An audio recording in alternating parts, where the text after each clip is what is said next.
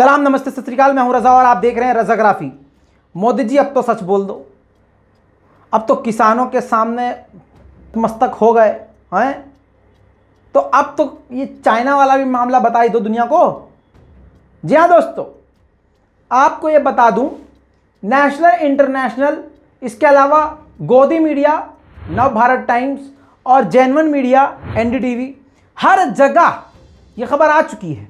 अगर नहीं मिली तो ये उन चैनलों की चालाकी है कि आड़े कोने कोतड़े में ऐसी बड़ी खबर डाल के साइड से निकल जाते हैं और जो बीजेपी चाहती है वो वाली खबर आपको दिखाई जाती है और ज़्यादातर ऐड ही दिखाए जाते हैं आपको, क्योंकि उससे कमाई होती है। अब मैं आपको बताता हूँ मामला क्या है। चीन ने और भी गांव बसाए हैं, नए गांव, भारत के बॉर्डर पर सटे हुए इलाके में। जिस इलाके को लेकर विवाद था उसी पर नया गांव बसा लिया है। जी हां, जो पहले गांव बसाया था चीन ने, जहां पर 100 से ज्यादा घर हैं, उसी गांव के 6 किलोमीटर दूरी पर एक और गांव बसा लिया है। आपको बता दूं, ये देख लीजिए, एनडीटीवी की रिपोर्ट मौजूद है, इसके अलावा नव भारत टाइम्स की रिपोर्ट है, इसके अलावा सैकड़ों आपको वेबसाइट और सोर्सेज मिल जाएंगे और आने वाले वक्त में यह खबर आम हो जाएगी। अभी तो आम नहीं है क्योंकि हम अभी लेके आए हैं, अभी और भी रिपोर्ट्स आएंगी, तब आपको पता चलेगा कि हाँ भाई, रजा भाई की हमने बात नहीं सुनी, रजा भाई तो सही कह रहे थे। दोस्तों, आपको बता दूं कि इंडियन आर्मी चीफ ने भी इस बात को माना है। पिछली कई रिपोर्ट्स अगर नहीं देखी तो जाके देख लीजिए, उसको मैं यहां पर दोबारा नहीं बताऊंगा।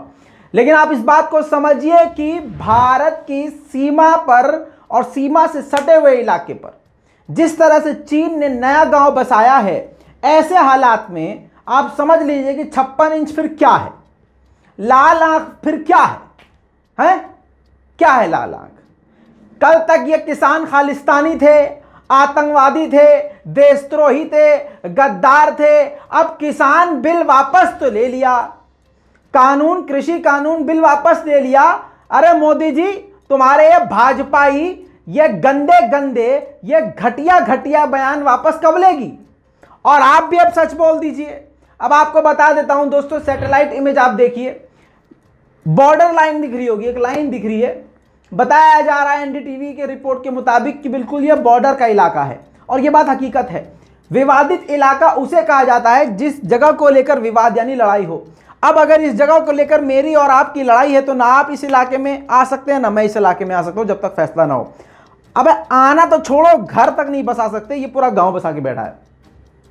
अब भारतीय जनता पार्टी इसको मना करती रहे, मोदी सरकार इसको मना करती रहे, लेकिन सैटेलाइट इमेज से सच सामने आ गया है कि झूठा कौन है। 2019 को देखिए, बिल्कुल खाली, कुछ भी नहीं है वहां पर। 2021 को देखिए, पूरा गांव बस गया है। समझिए, नहीं आ रहा है समझ में तो दोनों साथ दिखा देता हूं। ये देखिए, पहले बिल्कुल खाली और उसके बाद पूरा गांव बस चुका है। और दोस्तों, आपको बता दूं कि गांव ऐसा बसाया जा रहा है कि मौका मिलते ही, वक्त पड़ते ही, जरूरत पड़ते ही इन गांव को सैनिकों को सौंप दिया जाए और बेस बना दिया जाए। इतना ही नहीं, आपको यह भी बता दूं कि इन घरों के अंदर तहखाने भी बनाए गए हैं। डिटेल रिपोर्ट कहां कहां क्या क्या है वो आप खुद जाके देखिएगा, क्योंकि हमने मेहनत करी है, पॉइंट्स निकाल के लेके आए, शॉर्ट में आपको बता रहे हैं। हालात बहुत खतरनाक है। साउथ चाइना सी में, यह भी सुन लीजिए, साउथ चाइना सी में 300 जहाज गश्त कर रहे हैं। पानी में चीन के 300 जहाज उतर चुके हैं, साउथ चाइना सी में गश्त कर रहे हैं। नव भारत टाइम्स की रिपोर्ट देख लीजिए दोस्तों। आपको यह भी बता दूं कि ये 300 जहाज बारात लेके नहीं आ रहे हैं, हथियारों से लैस हैं। सवाल अब यह खड़ा होता है कि क्या भारत पर कब्जा करने की चाल है, या भारत के विवादित, हमारे जगह पर जिस चीज को लेकर, जिस जगह को लेकर विवाद है, उस पर जबरदस्ती कब्जा करना चाहता है चीन। सवाल यह खड़ा होता है। यह बात एक तरफ, लेकिन अरुणाचल प्रदेश में नए गांव ने फिर से साबित कर दिया है कि चीन काफी तेजी से भारत के खिलाफ आक्रामक हो रहा है और हमारा 56 इंच वाला हिंदू मुसलमान मंदिर जलाओ, हमारे गृह मंत्री को क्या अच्छा नहीं लगता? हमारे गृह मंत्री को सड़क पे लोग नमाज जो पढ़ते हैं वो अच्छा नहीं लगता। समझिए दोस्तों, कौन सी राजनीति हो रही है? मुद्दे की नहीं, हाँ, आतंक की, गुंडागर्दी की, नफरत की, इसकी राजनीति हो रही है। भारत के खिलाफ चीन एक नहीं, दो नहीं, तीन नहीं, चार नहीं, पांच नहीं, पूरा ऐसा 600 तक जाएंगे ना तब भी कम पड़ेगा, क्योंकि अब आंकड़े लेके आया हूं। आंकड़े मांगते हो ना तुम, गोबर खोरो। 628 गांव चीन बॉर्डरी इलाकों पे बना चुका है। जी हां, 628 गांव बसा चुका है। क्यों और इससे फायदा क्या? यानी इन सभी 600 गांव को तुरंत वो मिलिट्री कैंप में तब्दील कर सकता है।